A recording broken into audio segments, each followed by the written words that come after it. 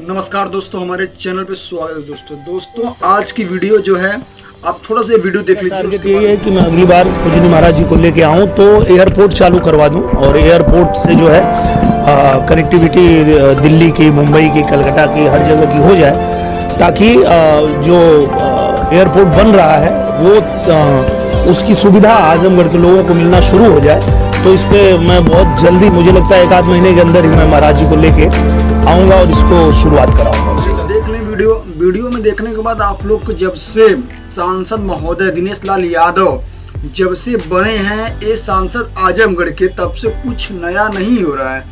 वही पुरानी चीज जो उभारा जा रहा है। दोस्तों कैसे चलेगा कि पुरानी चीज आप लोग उभारे? बताइए। जो एयरपोर्ट 2005 में प्रपोजल मिला था सपा की सरकार में एयरपोर्ट बनने के लिए आजमगढ़ में, आज वही एयरपोर्ट का चौड़ीकरण, विस्तारीकरण क्यों हो रहा, अधिकरण जमीन क्यों हो रही है? दोस्तों ये चालू करना चाहिए था। वो छोटा रनवे नहीं था, 3 से 3.5 किलोमीटर रनवे था, उस पर फ्लाइटें टेक ऑफ कर सकती थी, छोटी से 30, 35, 40 सीटों का। ठीक है, उसमें लिखा भी गया था, बीच में न्यूज आई थी कि यहाँ से 42 सीटों का टेक ऑफ और टेक ऑन करेगी। ठीक है, तो फिर कैसे बदल गया? दोस्तों अगर भाजपा सरकार यही कर रही है कि बार बार वो चीज़ों को इधर उधर, जैसे कुशीनगर का एयरपोर्ट, जमुआ का एयरपोर्ट हुआ, तो उसको बहुत ज़्यादा बड़ा चढ़ा के बना रही है, तो ऐसा कुछ नहीं होने वाला है। दोस्तों इसमें जड़ जमीन जा रही है और अभी इसमें 670 एकड़ जमीन जो है किसानों की, मजदूरों की जाएगी। बताइए, जैसे कि मेरा उसमें खुद मकान है, मेरा थोड़ा बहुत ज़मीन है, मकान भी मेरा वहाँ पे पुश्तैनी मकान है। अगर वो ज़मीन निकल जाती है, पुश्तैनी मकान निकल जाता है, तो बताइए हमको कहाँ बसाएंगे आप? अगर जैसे कि मेरा वो हाईलाइट एरिया था, अब उस हाईलाइट एरिया पे मैं नहीं रहूँगा तो बस से कैसे मज़ा आएगा मुझे? हमारा घर था, हमारा परिवार था, कई पुश्तैनी, उसमें दादा बाबा परदादा थे। अब बताइए, अगर एयरपोर्ट 2005 में प्रपोजल मिला था तो उसका जो क्षेत्र जो है कम था ना। अगर उसी समय अगर एयरपोर्ट अगर बना होता, इंटरनेशनल हो गया होता, तो आज ऐसी नौबत नहीं आती। अब बताइए 2005 में प्रपोजल मिला, 2012 में वो सरकार बनी एसपी की, फिर उसके बाद उसका निवारण हुआ, क्षेत्र हुआ, फिर उसके बाद बनना चालू हुआ। चालू होने के बाद उनकी सरकार चली गई। आई भाजपा सरकार भी कुछ 20-22 करोड़ उसमें लागत से फिर बनाया गया। उसमें क्या क्या बनाया कुछ समझ में नहीं आ रहा है मुझे। दोस्तों मेरे कहने का मोटिव यही है कि ये जो एयरपोर्ट बन चुका था, फिलहाल अभी सब कुछ, मैं वहाँ, मेरा घर भी है, वहाँ पे मैं देखा हूँ कि हर एक चीज़ बना के रेडी कर दिया गया। तो जो चीज़ बना के रेडी कर दिया गया उसी को चालू कर देते। इंटरनेशनल क्यों बनने की जरूरत है?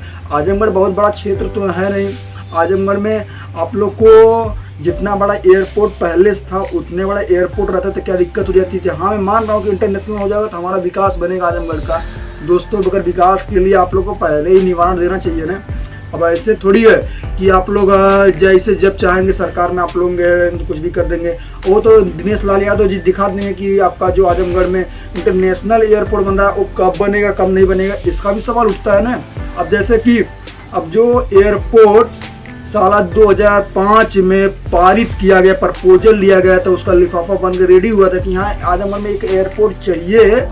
उस एयरपोर्ट को 5, 10, 15, 22 साल, मतलब कुल मिला के 17 साल हो गया टोटली। अभी तक वो एयरपोर्ट जो है खाली ढांचा बन के तैयार हुआ है और उसमें न रनवे हो रहा है, खाली बस पॉलिटिशियन आते हैं और वहाँ से टेक ऑफ करते हैं।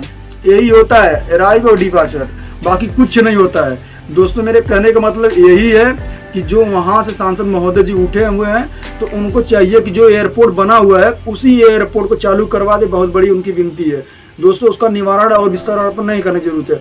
अब बताइए 670 एकड़ जमीन जो जाएगी, 670 एकड़ करीबन 2000 बीघा जमीन, 2000 बीघा आदमी, मतलब कहाँ ये लोग 17-18 किलोमीटर के एरिया में कहाँ बसाएंगे?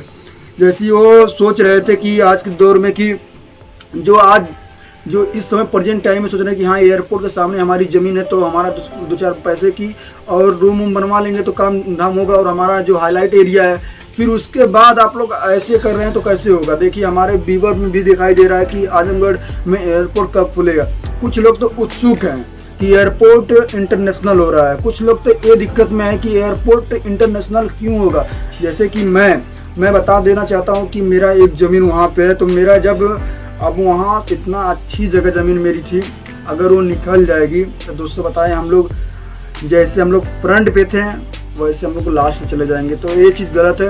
अब मैं मान रहा हूँ कि सरकार की मेरी ज़मीन चली जाती है, ठीक है, मैं कहीं और ज़मीन ले लेता हूँ, मगर एक विनती और मैं करना चाहता हूँ कि ज़मीन ले के आप लोग अधिग्रहण कर लेंगे तो कितना दिन में चालू कर देंगे? कोई इसका प्रूफ है? तख्ता प्रूफ रखे हैं? ऐसा प्रूफ है तो बताइए।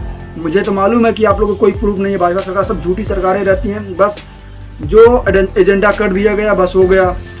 बस राम मंदिर 370 और 35 से 3 तलाक, बस तीनों चारों यही कानून जो है बहुत अच्छे तरीके से मजबूती से कानून लागू हुआ गया था, बाकी कुछ नहीं। अभी कब से शोहरत में उड़ा हुआ है कि आजमगढ़ का एयरपोर्ट जो चालू हो गया है, उड़ान जो है मई के महीने में 42 टिकट का पड़ेगी दोस्तों, मगर कुछ नहीं हुआ। क्यों नहीं हुआ? मेरे कहने का मतलब दोस्तों ये है कि जो ज़मीन जा रही है, मैं मान रहा हूँ कि ज़मीन जाएगी, दुख होगा, पैसा भी मिलेगा, मैं इसका एतराज़ मुझे नहीं है। कहने का मतलब ये है कि अगर जितना बड़ा एयरपोर्ट है, अगर वही 17 साल में मिला था ना आपको, उसमें 2 सरकार 3 सरकार चेंज हुई ना, तो आपकी सरकार तो केंद्र में भी सरकार है ना, फिर उसको भी आपको चालू कर देना चाहिए था, मगर क्यों नहीं चालू किए हैं? तो दोस्तों ये सब बातें रहती हैं। फिर भी मैं सोच रहा हूँ कि हमारी जो वीडियोज हैं इसको शेयर करिए, और इसको शेयर करने के बाद आप इस पर कमेंट भी करिए और ज़्यादा से ज़्यादा शेयर करिए, क्योंकि मैं जो है पुख्ता बात वहाँ बता रहा हूँ। मैं जब छोटा था तो मैं खुद वहाँ पे गया था, जब वो पहली बार वहाँ पे रनवे हुआ था, पहली बार जहाज जब आए थे, पूरी गाँव की जनता वहाँ पे टूर के गई देखने के लिए, मगर वो दृश्य देखने के लिए भाजपा सरकार प्लस सपा सरकार भी दोषी है, क्योंकि सपा सरकार की प्रपोजल में वो चाहती तो 2012 से 17 के बीच में वो लागू कर सकते। कोई भी एयरपोर्ट, जब जो आगरा एक्सप्रेसवे है 4000 कितने करोड़ का रुपए का, जो 341 किलोमीटर का एक्सप्रेसवे, आगरा एक्सप्रेसवे चालू कर सकते हैं आप लोग। 25, 30, 40 करोड़ का एयरपोर्ट नहीं चालू कर सकते हैं? इसमें कितना अधिकरण, 3-4 किलोमीटर रनवे बनवा चुके थे, आपकी सरकार में बन चुका था, तो वो चालू करने में क्या दिक्कत था? आप लोग करना नहीं चाहते हैं, खाली बस एक छलावा आजम देना चाहते हैं जनता को। मैं दोस्तों समझ चुका हूँ, और मेरी ज़मीन जा रही, तुमसे ऐसी बातें आ रही हैं दोस्तों। हालांकि 4 लाइन में ज़मीन मिली तो कुछ पैसा वैसा मिला था, तो घर दुआर बन गया, तो कोई दिक्कत नहीं है। बशर्ते अब बहुत लोगों को दिक्कत हो रही है। मैं ये नहीं कह रहा हूँ कि जिनको पैसा 4 लाइन में मिल रहा था तो उनको ही दिक्कत है, बहुत लोग को दिक्कत है जिनको वहाँ से पूरी तरीके से हटा दिया गया है, ठीक है।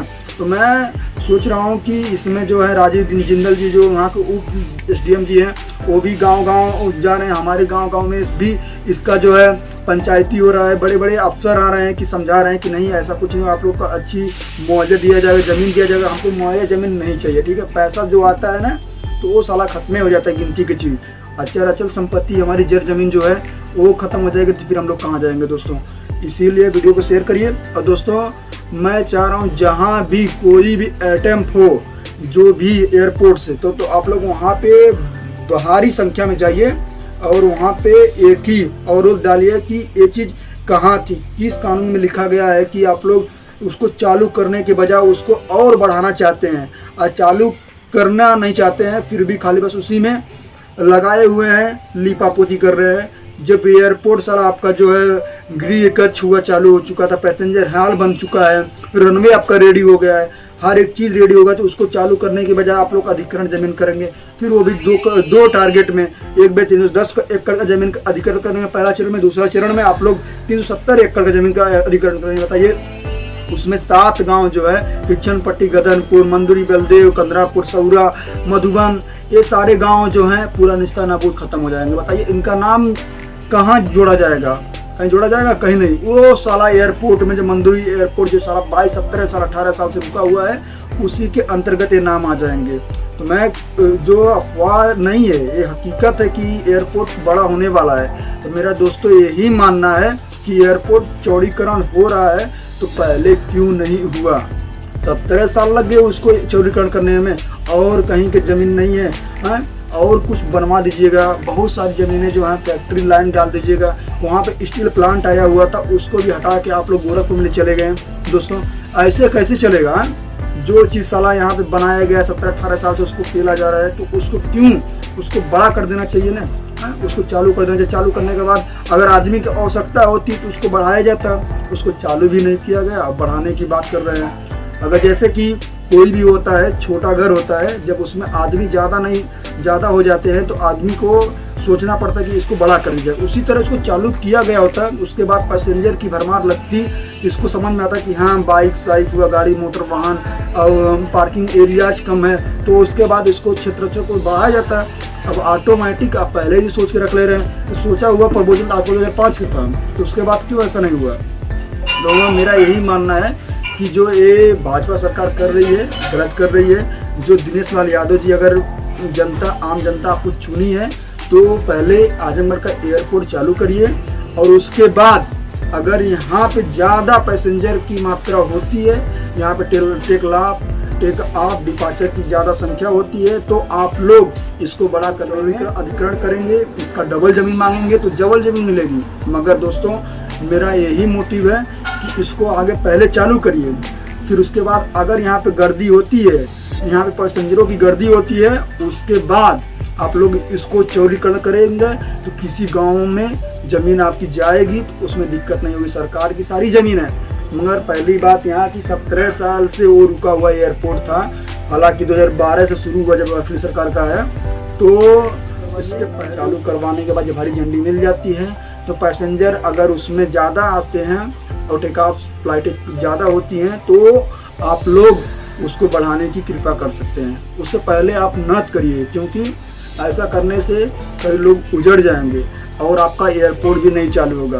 मैं जानता हूँ, इतना मैं जानता हूँ कि एयरपोर्ट अभी चालू नहीं होगा, सरकार गिर भी जाएगी, सरकार बन भी जाएगी, तब भी एयरपोर्ट नहीं चालू होगा, क्योंकि 70 एकड़ ज़मीन होती कुछ है। ठीक है, वीडियो अच्छी लगती है चैनल सब्सक्राइब करिएगा और ज़रूर शेयर करिएगा, क्योंकि इस वीडियो को आप लोग के माध्यम से बड़े अधिकारी पद तक जाना चाहिए। और ये चीज़ सोचना चाहिए कि मेरा एक ही मकसद है कि एयरपोर्ट तभी बड़ा होना चाहिए जब वहाँ पे पैसेंजरों की उन्माद भीड़ हो जाए, और भीड़ जब होने जाए, जब वहाँ पे पार्किंग की व्यवस्था ना हो, ये सब व्यवस्था सारी नहीं हो, तो उसके बाद आप लोग इसको चौड़ीकरण अधिग्रहण ज़मीन कर सकते हैं, उससे पहले नहीं।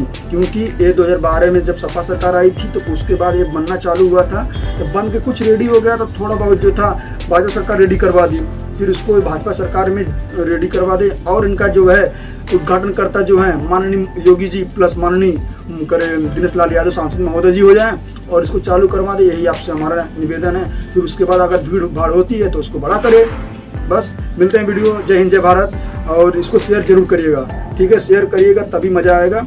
और ये चीज़ आप लोग नोट कर लीजिए, जहाँ भीड़ होती है उसी जगह को चौड़ीकरण करें। जब साला वहाँ भीड़ें नहीं हुई तो क्या जरूरत है, जो साला बन के रेडी हो गया था अभी तो वो चालू नहीं किया गया, बहुत गलत है।